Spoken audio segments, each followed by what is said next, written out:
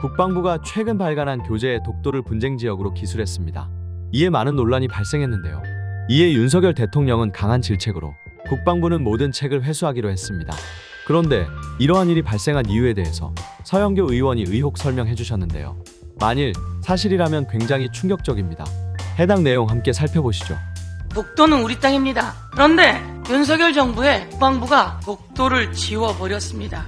어떻게 감히 윤석열 정권의 국방부가 독도를 지울 수가 있을까요? 누가 그렇게 지울 수가 있을까요? 이것은 다 윤석열 대통령의 친일 기조 때문이다. 이렇게 이야기하겠습니다. 그러지 말아야 할 정부가 독도 영토 분쟁화에 앞장서고 있습니다. 우발적인 일이 한 번의 실수가 아닙니다. 이는 윤석열 정부의 왜곡된 인식이 그대로 드러난 것이다. 참사입니다.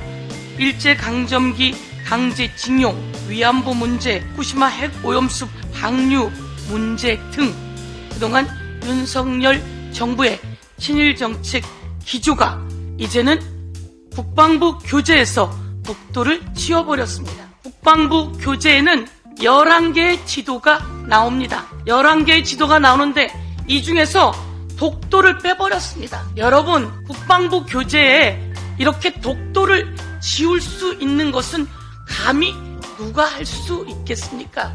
대한민국의 영토, 저는 독도에 행안위원장 시절 그리고 교육위 간사 시절에 다녀왔습니다. 여기는 우리 경찰이 있고 우리 국민이 있고 우리 소방이 바로 이곳을 지키고 있습니다. 그런데 11개 지도에서 독도를 지워버렸습니다. 지난 8월입니다.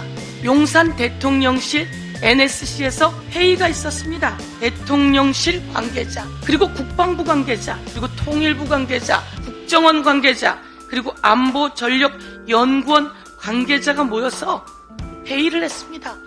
이 국방 교재 관련해서 회의를 했습니다. 그리고 나서 이 국방부 교재 지도에는 독도가 사라졌고 영토 분쟁 지역이라고 나와 있게 되었습니다.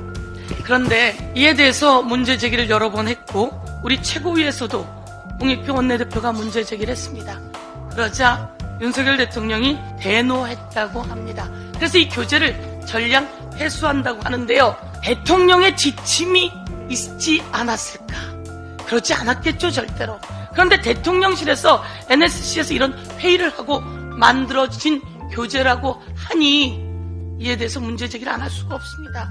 신원식 국방부 장관 당장 파면시켜야 하는 거 아닙니까? 대통령은 말로만 화내는 거 아닙니까? 화도 혹시 가짜로 내는 거 아닙니까?